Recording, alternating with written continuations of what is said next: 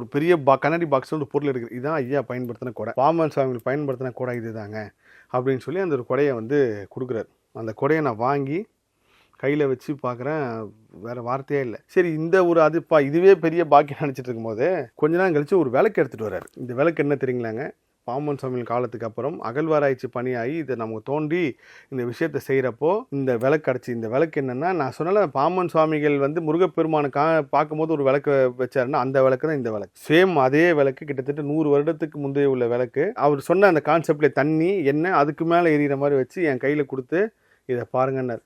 அது வந்து பெரிய ஒரு அற்புதம். நான் பதிவு போடுறத விட ஐபிசி மூலயமா சொல்கிறப்போ அது உலகம் ஃபுல்லாக பார்ப்பாங்க. ஏன்னா நிறைய பேர் நான் வந்து பேசுகிற எல்லாருமே வெளிநாடு மக்கள் எல்லாருமே உங்கள் சேனல் பார்க்குறாங்க. ஸோ அவங்களுக்கு இது ஒரு பெரிய அற்புதமாக இருக்கும்.